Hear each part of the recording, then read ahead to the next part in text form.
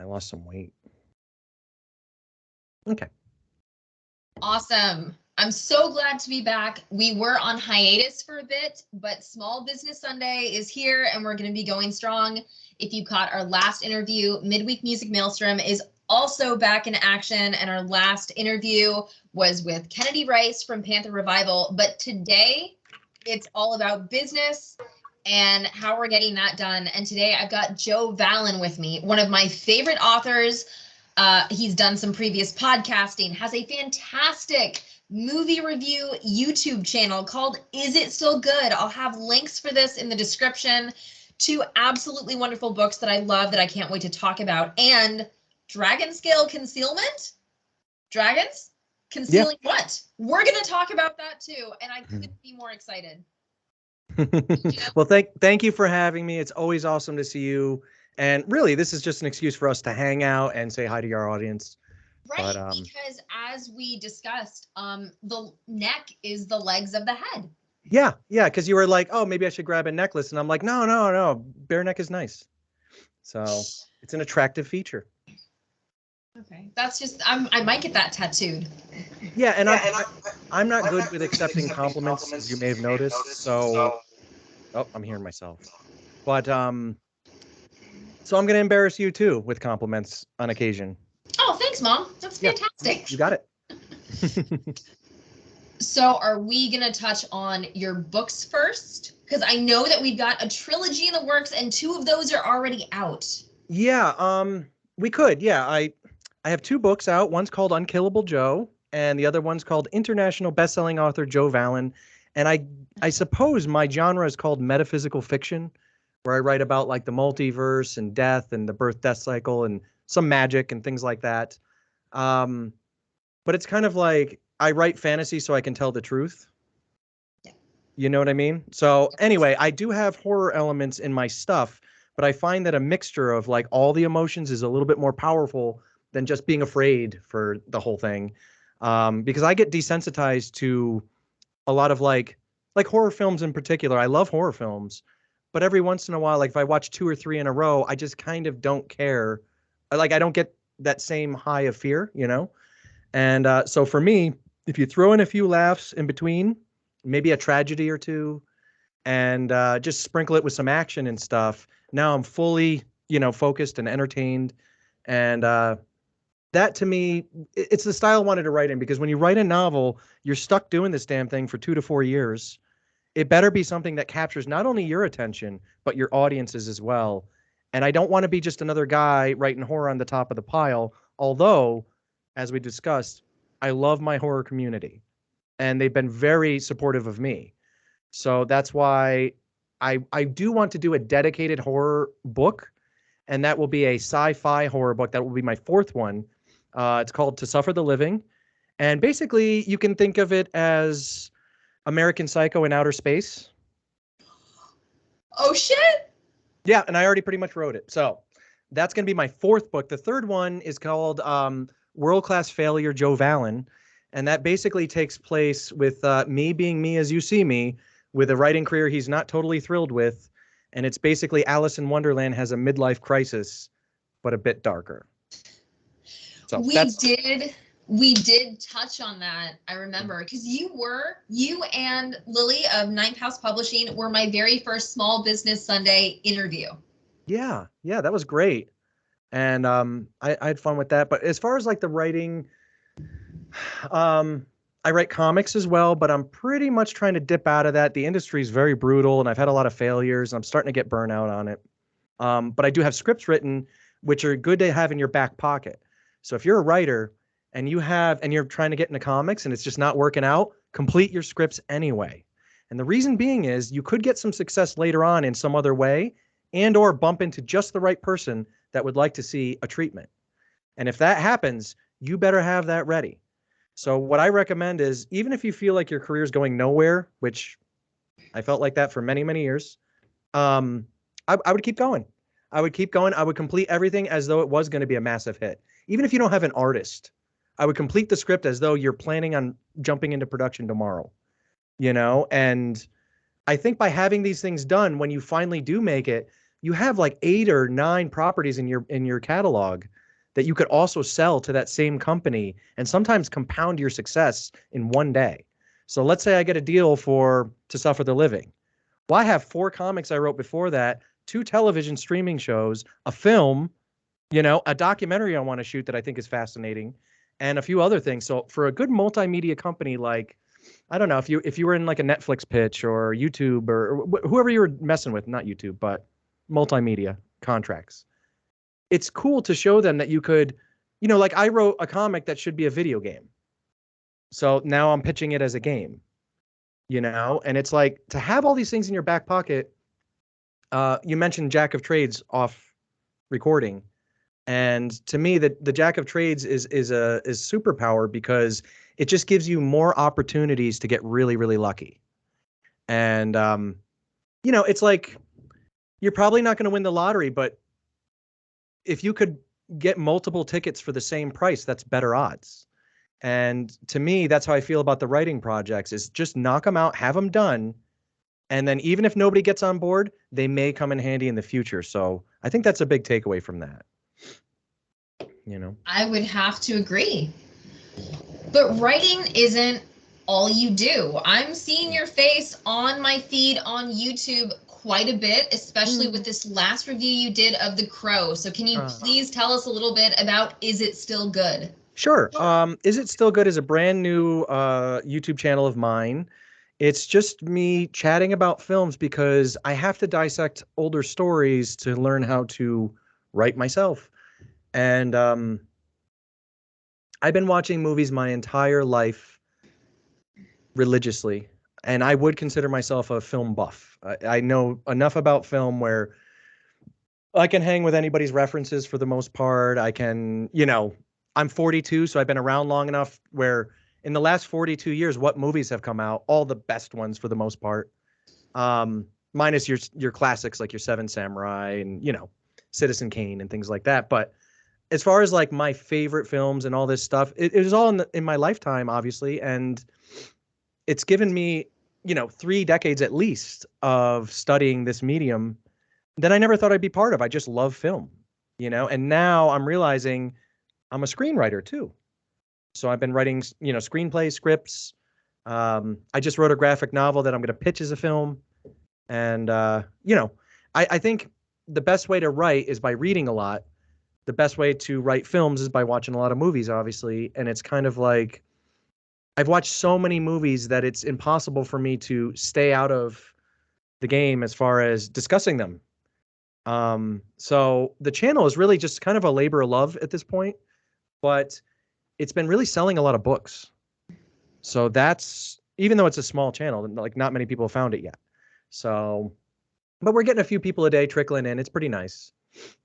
I have definitely shared a few of those videos myself. They're really great to watch. I love how you like the exposition. It's fantastic the way you present it. Oh, that's nice of you. I'm still finding my style too. I think that's kind of something that as you do it, it can change, it can grow, things can just, it doesn't always have to be consistent. And I think finding your style is part of what makes it fun. Yes. And I'm patient too. Like we're just now, like even now, I haven't figured out lighting, obviously. Check this out. I can't do it. I don't know how to light myself. This is awful. So yeah, even lighting is a problem for me. So we're still figuring that out. I think I have sound down. I think I got the sound down. I know how to edit my own sound. Other than that, visually speaking, I just learned how to edit video. And that's where you're seeing all like the GIFs and, all the little goofy things I add. That's new. So. We just found, ladies and gentlemen, we just found the one person on earth that pronounces it GIFs. We found him. Yeah, is that how it's pronounced? I don't even know. I've heard GIF a ton of times, but it never sounds right to me.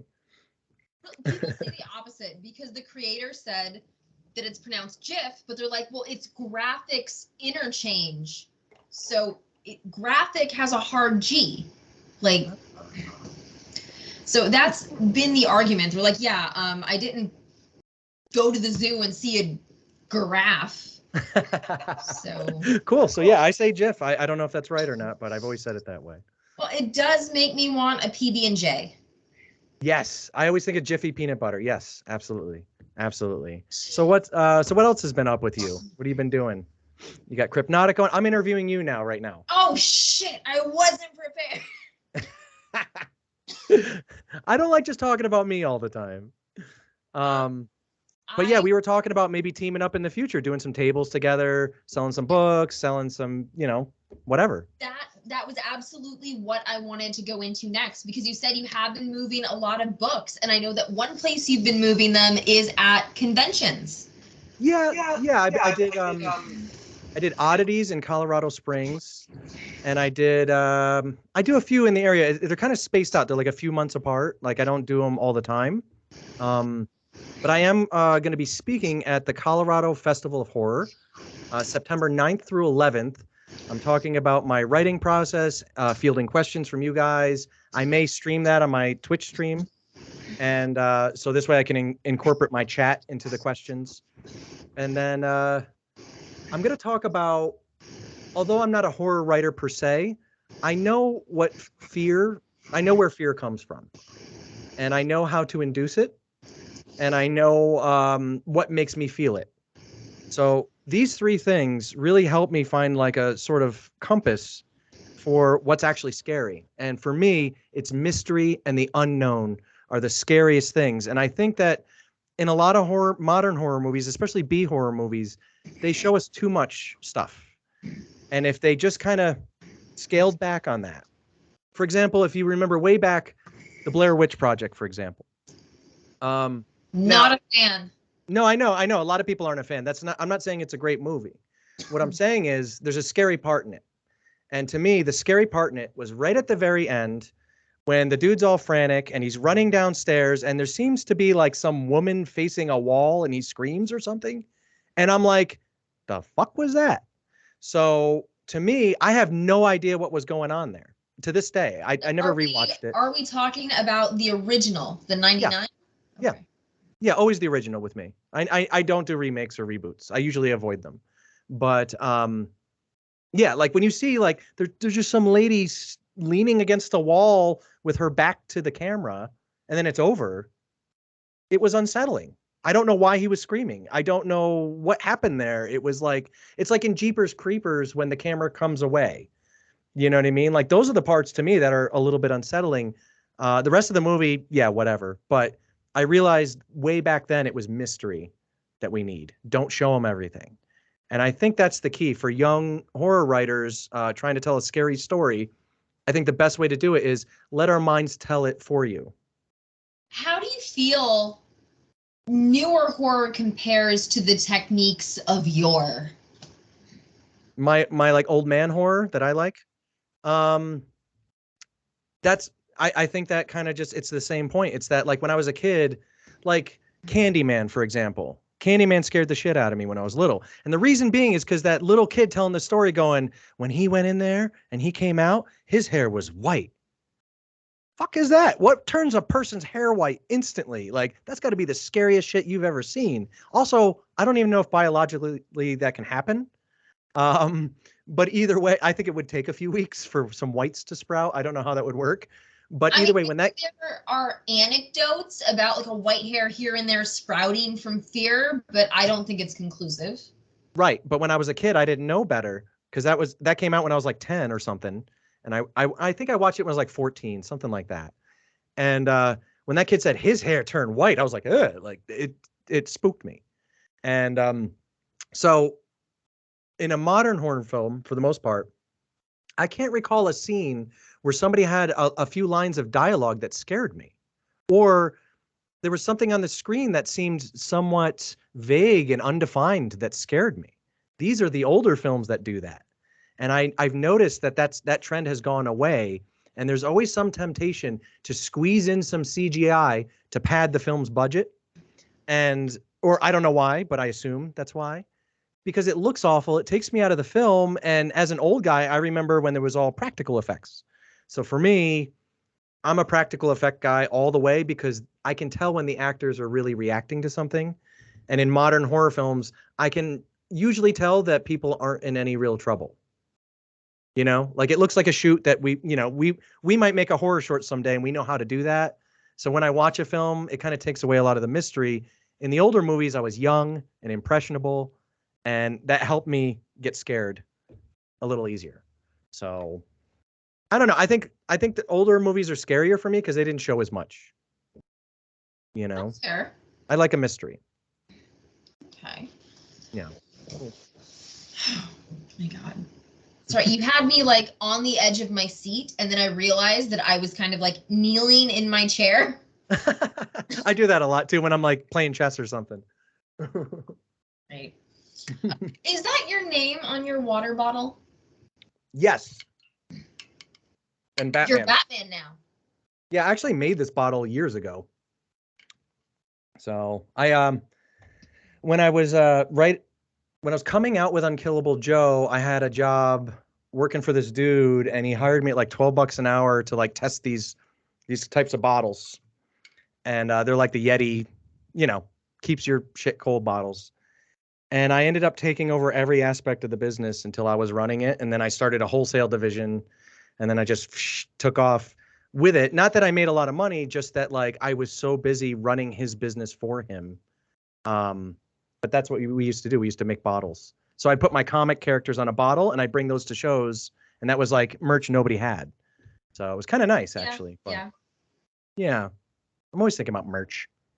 Merchies. Anyway. So in addition to your YouTube channel, you do have experience as a podcaster with the Mighty Pen, which is not really a thing anymore, but I thought it was a lot of fun when you had it.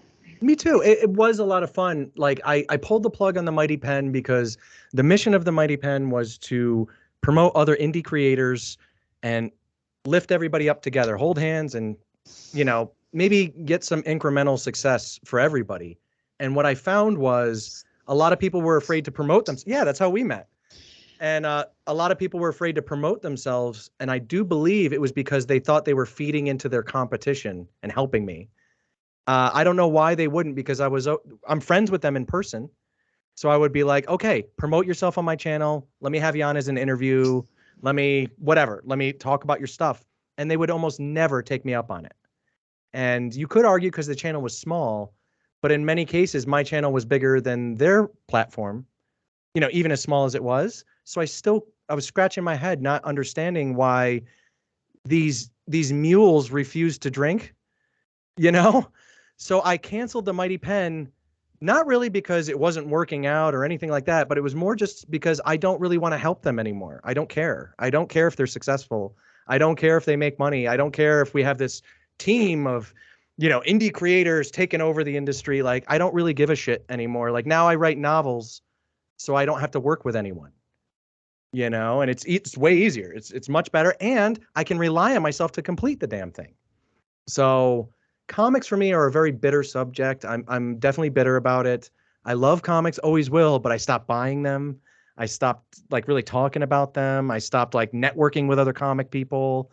I'm sort of doing my own thing now, and I'm a lot happier. So it's kind of like when you delete Facebook, your Facebook account, and you're just happier. Like that's how I feel about not messing with comics anymore. It's just less stress, really. Now let's get into Dragon Scale Concealment, which I'm super excited about because you've been on before and we have kind of touched on, the things you do on social media, the things you do with your books, but we have not really talked in any real depth about your other company. And I'm really excited to get to it. Sure. What do you want to know?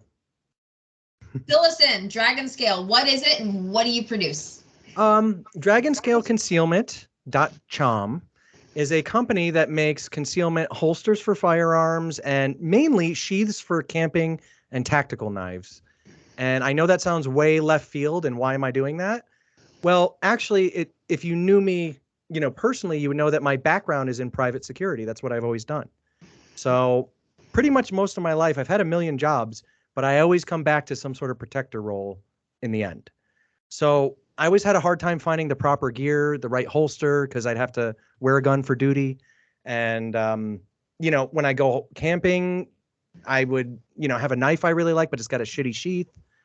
I don't like things that rattle around and make noise, and I like quality stuff. So I started making it for myself. in the pandemic, we lost all our author events. So I had to be resourceful and find money. And one of the ways I did it was I started making these, sheaths for strangers for profit. And then I realized I had a product I could sell. So Lily and we made a YouTube channel called 5-Minute Knives. And that channel is designed to sell my sheaths because I run a commercial for Dragon Scale Concealment in the beginning of every video.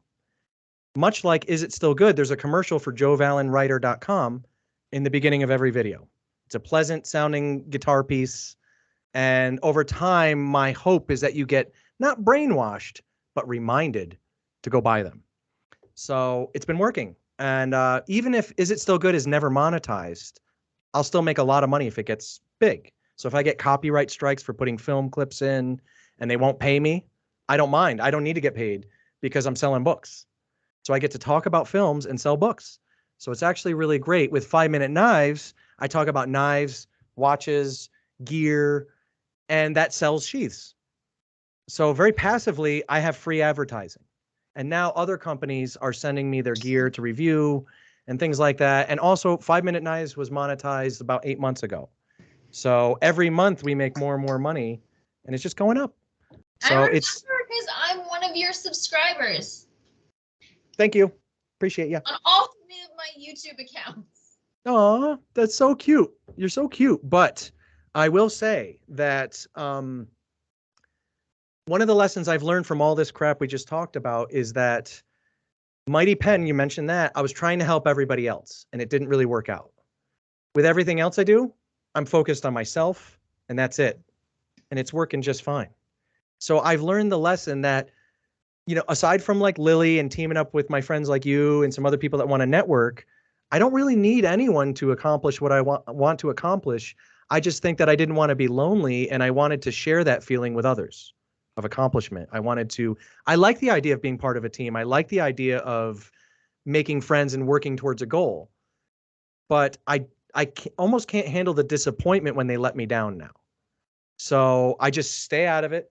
I do my own damn thing. And the readers are coming in week by week.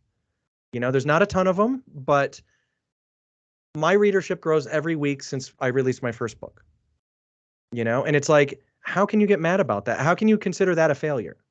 It's not. It can't be. I mean, even if it's not paying all my bills or buying me a house or any of my dreams that I hope for. And by the way, I only have 2 books out. You can't really expect that.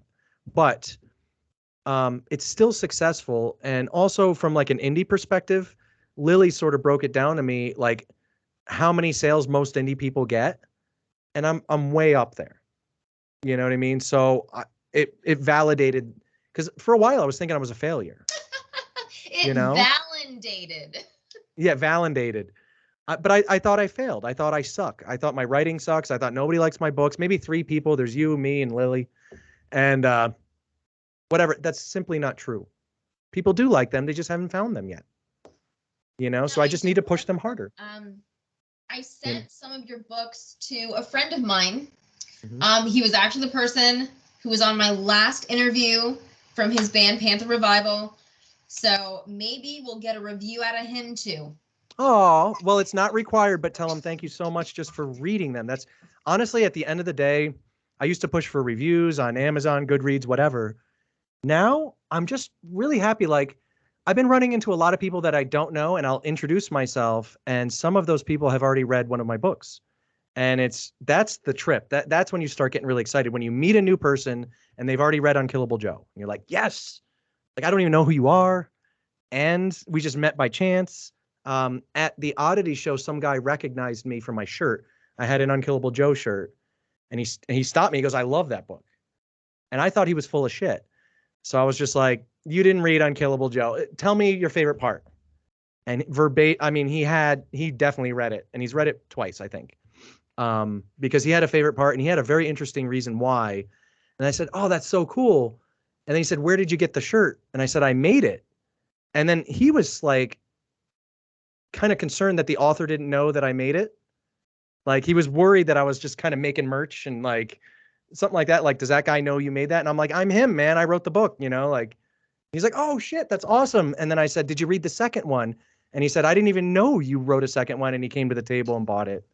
And it was amazing. So those moments are very far and few between, especially in the first few years. But when they happen, you're quickened for like another 6 months. You know, you can draft on that feeling for a long time as a creator, that because a lot of people think that nobody's listening, nobody's watching, nobody's reading, nobody cares, nobody gives a fuck. If you died today, nobody would give a shit, right? These are the thoughts, right? And then when that happens, you realize maybe that's not the case. Maybe I'm just on my way up still.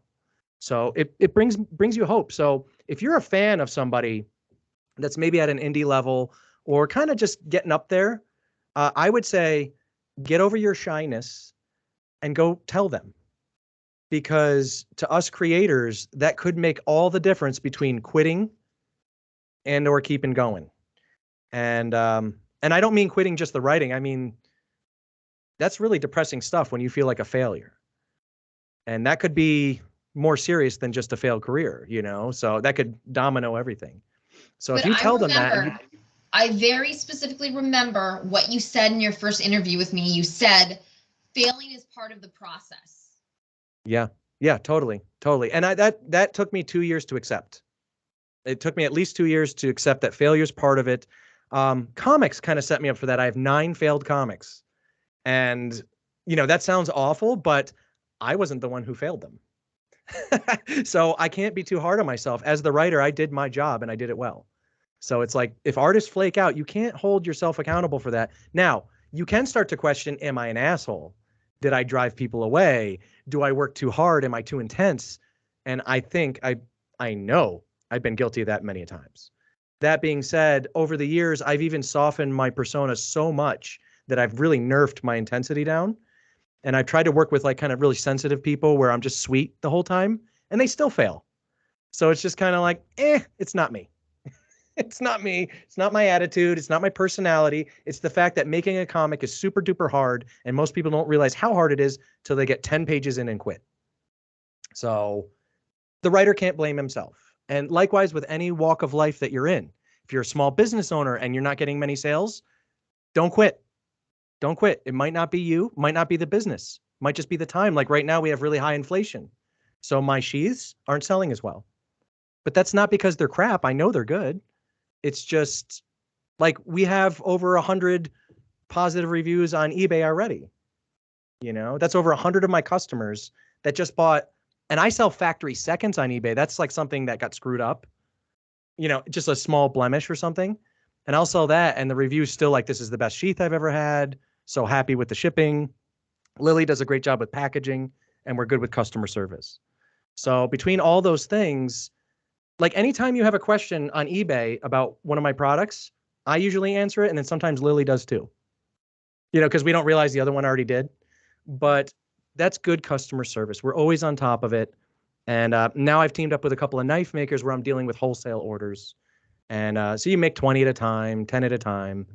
And that's been really helping us out. So really, I guess the takeaway from this segment is just like, if you feel like, if you're really down on yourself, you're one of those people like I am, and you're that way, get out of that. Stop that. It might not be you. You might not be the problem. It might be your environment. It might be your circle. It might be your customers that you're trying to sell to. You just have to recalibrate. You just got to keep tweaking. You know, like any science experiment, you get the control, right? Where this is the controlled experiment. This is what can happen every time you have a set, whatever. And then you make little tweaks to modify and calibrate. And I think if you do that over time, you can't fail. I don't think you can fail. Just don't quit. You can only fail by quitting. That's true. That's it. And I believe life is the same way. Time for a quick plug. In case you folks didn't know, I've been partnering for a fundraising endeavor with Punk Rock Saves Lives.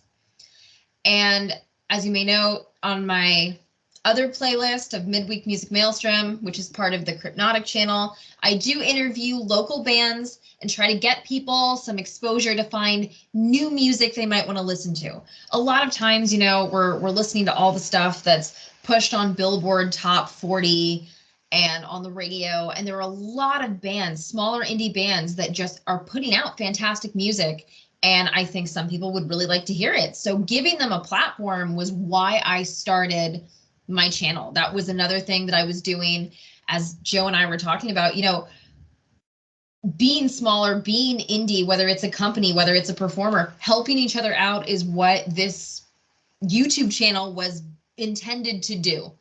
So if you want to check the description, I'll have a link for Punk Rock Saves Lives. And possibly by the time this video goes up on Sunday, I may even have finished the section of my website that will be devoted to the fundraiser for Punk Rock Saves Lives. They do a lot of benefit shows all over the country. They really help people with a sense of community. Within the punk rock community, there's actually a very high statistical level of homelessness, and especially dealing with addiction and mental health, you find that a lot. Yeah. So this was a fundraiser that was really, really important to me. They're a nonprofit that I just love. I've vended at their benefits before, and that was just something that was really crucial. So I want you guys to make sure that you check the description, check out some of the other artists that I'm having to help promote Punk Rock Saves Lives. And please pick up an item if you can at crypnotic.com. If you're local, please come out and see a show. Next month, August 6th, I am doing another benefit at a venue called Red Star Live in Brandon, Florida. And it is to promote funds for the Spring of Tampa Bay, which is a shelter for victims of domestic violence. They're actually in urgent need of brand new pillows, and anything that you could help spare would be wonderful. I do have a fundraiser on my business account on Facebook, on my personal page. I have it pinned to the top of my page. So if you need a link or anything, I'll make sure I include that. But please consider helping out. These are such important things. So thank you. Yeah, that's a great cause. I was in a punk band when I was young, and I was homeless right after that. Of course you were. You're a jack of all trades. Yeah, I lived in a train car for a little while. What haven't you done, Joe? You've done everything. But I'm super old. Any old person can say, well, scratch that. I know a lot of old people that didn't do much, but many old people can claim the same thing I do. But I just wanted any life other than a normal one. Like, my mother has money, and she moved me to like a little rural town when I was 10 in New York. I grew up in Poughkeepsie. And I love the city. I hated the country initially. Now it's the opposite. But I don't know. I just looked around, and everybody was so goddamn boring, and they were just doing the same shit. And I just saw like kids leaving high school, then turning into their parents and staying in the same town, and then having kids that look just like they did. And then those kids do that. And I saw this cycle, or at least I assumed it. And I just said, I don't give a shit what happens to me as long as it's not splashed with the tacky perfume of normalcy. And once I broke out of that cycle of my life being normal, it's been super crazy. I mean, like now it's a fairly pedestrian life I live. Like I'm a homebody. I don't like to leave the house. When I do, it's to the gym. I come back. I'm very polite to everybody, you know, but I'm not exciting anymore. Like what I would call exciting. When I was a kid, I was an exciting guy. Like I might hop in a car and go to another state. You know, I might hop in some girl's car and go to another state. I might, I woke up in Pennsylvania one time. I'm from New York. I woke up in Pennsylvania because we had a house party. This chick lived in Pennsylvania. She drove home and I was in her car. So when I woke up in the morning, I was in fucking Allentown, Pennsylvania. And that's like a 6-hour drive from where I was at. And there was people just sleeping all over the floor. And I just woke up like, whoa, what did I do? So I walked to a gas station, and this is back when there was payphones. And I tried to call my homies to come pick me up. And the call cost like $3 or something. I was like, what? So I go inside. I go, where am I? The guy's like, he tells me the town. I go, the fuck? I go, I'm trying to get to Utica. He goes, Utica, New York? I said, yeah. He goes, you're in Pennsylvania, bro. I was like, holy shit. So I had a friend drive 6 hours to come get me. This was the kind of mischief I used to get into as a kid. Like, you couldn't turn your back on me. I would be doing something crazy. And although I think that that's part of what makes you a good writer. Having all these random experiences, it gives you more perspectives to write from, and you can make different scenarios so much more believable. I think so too, and in particular action, because most writers you can tell have never been like when you read in a book a writer talking about how two guys get in a fight, maybe I can tell just from reading that whether or not they've ever been in a fight. And when I write about a fight, fighting is one of the few things in my novels that I write about that I literally just copy a past experience. I literally just remember something that happened and try to dictate it verbatim, report the story as it happened. And people are like, oh, cool action scene. No, that's a cool memory. So I've been in a lot of fights. I've been around. I've crashed my Harley a lot. I've done a ton of drugs. I'm not advocating any of this. And I'm not saying go out and do any of this stuff. What I'm saying is don't be fucking boring, man. Don't be boring. Do not be boring. Unless that's your speed, that's your lane, that's fine. But I bet you it's nobody's speed, it's nobody's lane once they break out of it. Once you stop being boring, you can never go back. And to me, I think that's key. If you pretend you're the character in your story, would you read it? And that's the question. A very good perspective. Yeah. But I was wondering, like, between writing your books, doing your dragon scale crafts, having your YouTube channel, what is the trick to balancing all of this? Because you do have your fingers in quite a few pies. Yeah, and I just started another side business running events and stuff. Hear myself again. My thing with that is, I don't know. It's been a bumpy road for me. There's been moments where Lily and I have gotten backed up and I've freaked out and like, we're gonna fail, we suck. And that's not true, obviously. I'm just paranoid. But I think, having a partner that's receptive to your not only receptive to your goals, but also has the same ones. Like Lily owns half of Dragon Scale Concealment. Actually, Lily owns 51% of that. Yeah, because to get a grant, they were only giving grants to female-owned businesses. So I was like, cool, she owns 51%. There you go. And she does. So I don't know. I think the key is if you find yourself overwhelmed, instead of scaling down, I think you need help then. That's when you need help. That's when you need to bring an employee in. That's when you need to bring somebody else in. Like, speaking of bands, and this is a good segue, I just brought in a guy named Nico into my shop. He makes all the holsters now. And he also does Cerakote stuff, so you can like paint your knives, do really cool stuff. He's a tattoo artist. He's a badass dude. He's a good friend of mine. I met him at an event, and then we've been sharing tables too. And Nico's a great guy. He's also in a really cool band. And you should probably have him on next or whenever. I'll put you in touch with him because you'll like Nico a lot. He's a great guy. And but Nico came in at just the right time. I was getting overwhelmed. Then I met Nico. Him and his lady got Unkillable Joe. I made them both read the forward in front of me. I said, no, just read the forward, right? Just because, I don't know, they just looked like they get it. Like they had like an inner sadness about them that just made me feel kindred. And I just said, just read the beginning and see if, you don't even need to read the rest of the book. I don't even care if you buy it. Just check out that forward, right? And they read the forward and his lady started crying and hugged me. And that's when I knew that they were part of my tribe, And he and I have been friends from that moment. And we're doing a 3-day men's only camping trip, August 26th through 29th. We're going in the middle of effing nowhere. One of my readers, shout out Anthony Lopez. I know you're going to watch this. He watches everything I do. He's the most supportive dude ever. He read Unkillable Joe and he loved The Mighty Pen, and he's been with me ever since. And he's just a guy who tunes in. He doesn't create, he doesn't have a band. He's actually a Marine. He's a staff sergeant in the Marine Corps. I remember we were talking about this as far as, what was it, a comic or something, some story that was inspired. Because we talk pretty regularly. Yeah. Yep. Yeah, he's a great guy. So I invited him. He's driving out from California with his unit, and he's bringing a few guys from the unit. And so we're going to be camping with a bunch of Marines, some comic book guys, one of my famous friends. And it's just men's only. It's like 20 of us out there. And I don't care what happens to anyone. Like if there were, this may sound sexist, but if there were females or kids around, I'm always like on duty. I keep an eye on you. I make sure you're okay. But when it's only dudes, I could give a shit. Break your leg, fall out of a tree, shoot your foot. It'll be funny to me. Like, so that's what I love about when just men hang out, is that we can laugh about each other getting hurt and not really care. So I think we're going to have fun just running around out there. But Nico's driving up there with me. So the friendships that I've made this year have been very quality friendships. And I think because of the pandemic, humanity's gotten a taste of what it's like to be without good friends. And now that we're kind of back together, I think we've all decided who we would rather hang out with.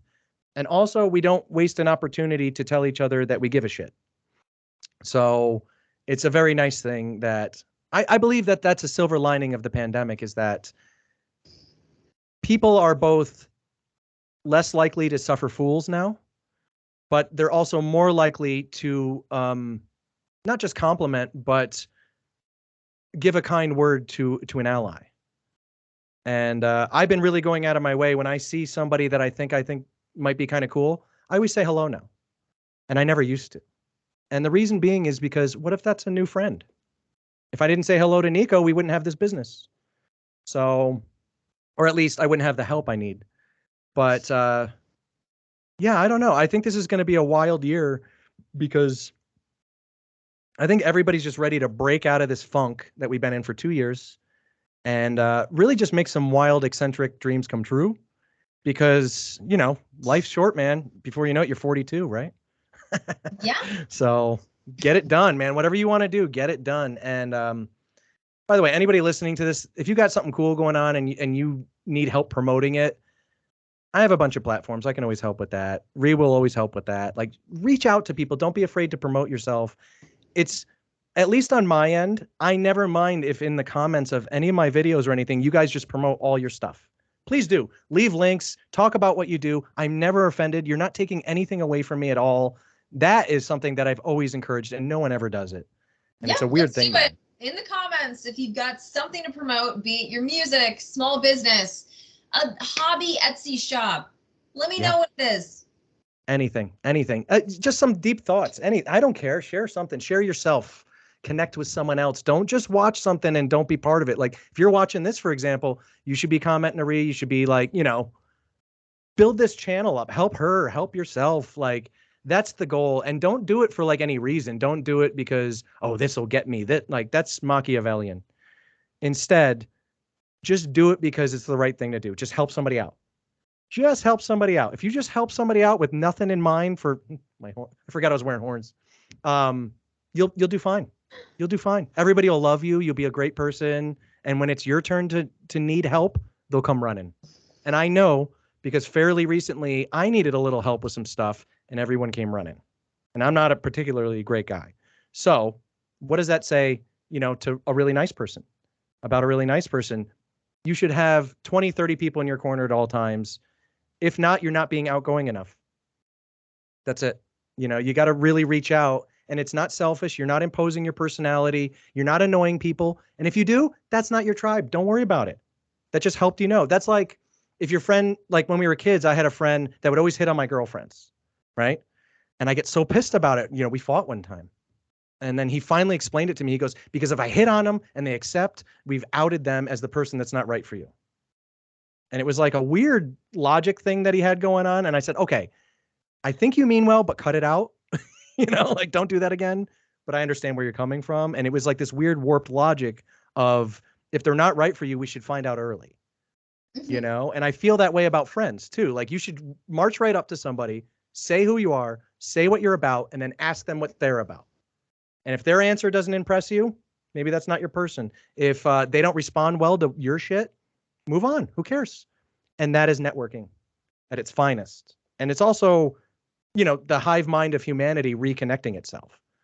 So that's really important too. You know, right? A great place to form connections is conventions. And if you're interested, you can come see the Crypnotic table at Ocala Comic Con. That's in September. And the weekend after Necronomicon, I'll be there. And of course, Orlando Spooky Empire in October.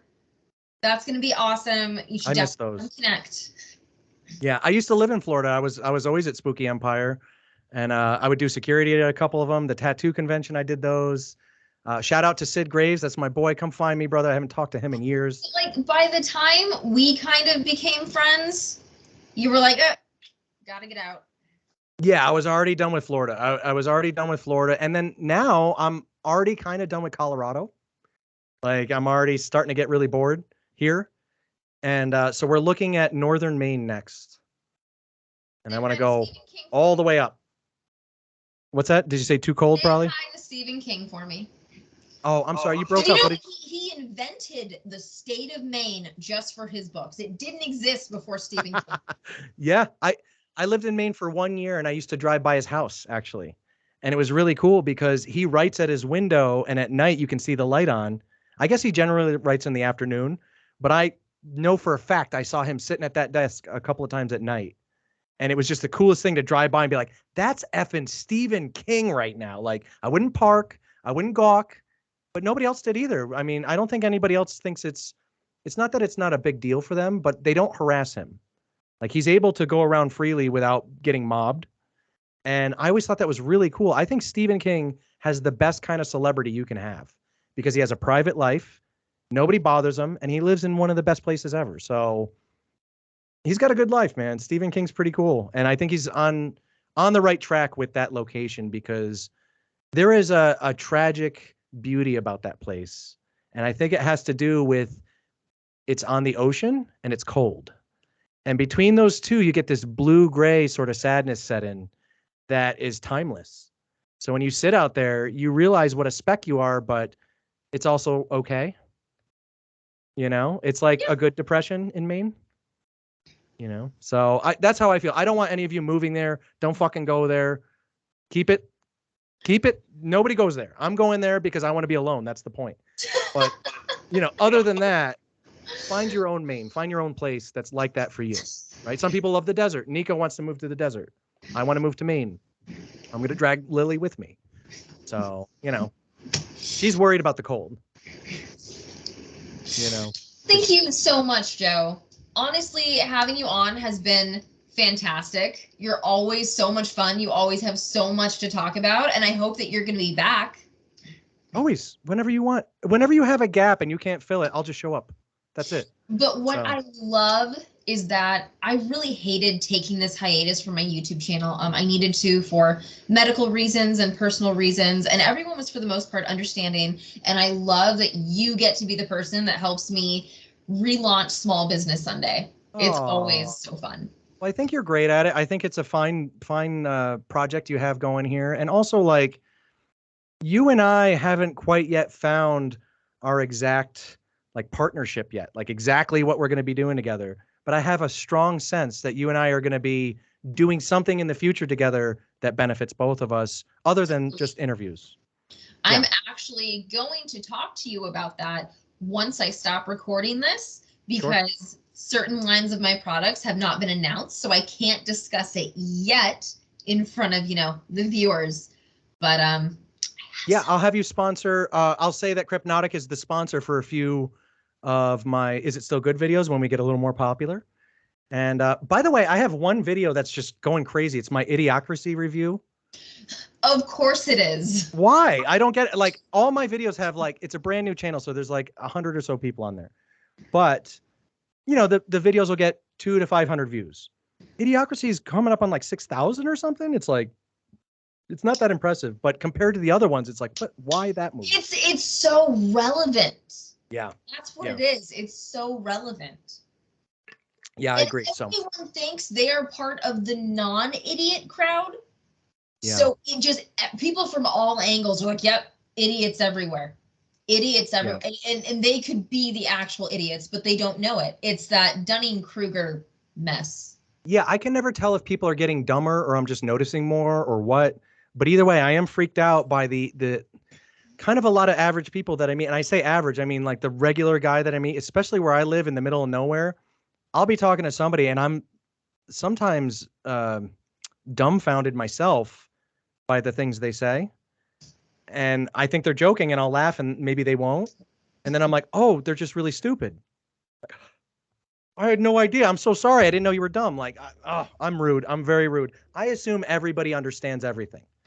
And sometimes, and it's not that I'm not sharp. I'm really not. You know, I'm sharp enough to recognize genius, but not sharp enough to be burdened by it. And so I have genius friends that really just can't get by. They're just like too eccentric, too weird. I can kind of blend a little more, you know, and sort of hang out. And Also, I've been proven wrong so many times. My hubris is sort of worn off. So now I'm like, I could be wrong. I could be wrong about this. I may be wrong. You know what you're not wrong about? The What? fact that the new Small Business Sunday and Midweek Music Maelstroms are going to be fantastic. And you're not going to be wrong about cool new stuff coming from Joe Vallen on all sides. Oh, that's sweet of you. All right. Well, this has been awesome. I've had a good time on this too. I think the takeaway from our conversation for you guys watching is our friendship happened because we weren't shy. We reached out to each other. We said hello. We were honest about who we were, what we were into. You were very proactive about helping me promote my little book and all this other stuff. And it meant a lot to me. And I never forget stuff like that. You know, very few people. As a matter of fact, shout out to Melissa Lamitis, who passed away a couple years back. I went to school with her, and I never really hung out with her in school or anything. And then years later, I did my first comic, and she showed up out of nowhere, bought everything, and like was really happy, and all over my sites. And she has a man, and they were married, and he's cool too. His name is Craig, and I talk to Craig to this day out of respect for Melissa. I like Craig too, but I didn't know him, and I started a friendship with Craig after she died. And the reason is because he's hurting so bad without her. And she was so sweet to me always. I owe her. And I don't talk to him now because I owe her. I talk to him because we're friends now. But it started out that way. So the takeaway from this is don't be shy. Your shyness will kill your opportunities. It will keep you from growing. It will keep you from networking. It will keep people from noticing you. Don't worry about offending people. I offend people every day. I'm probably doing it right now. That being said, for every one person I offend, there's 10 people out there nodding their head, and those are my tribe. Those are the people I hang with. And I don't need to be liked by everybody, and I don't want to be liked by everybody. And once you get into that state, if you can do it before 42, it's a head start, by the way. But if once you get into that state, really not much can hold you back.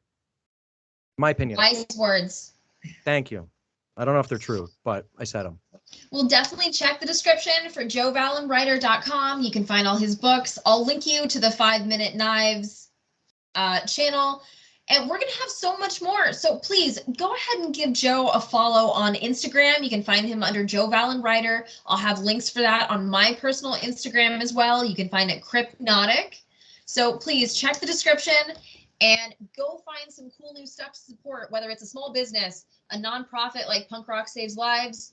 You know, we will see you next time with more awesome stuff. Thanks for tuning in.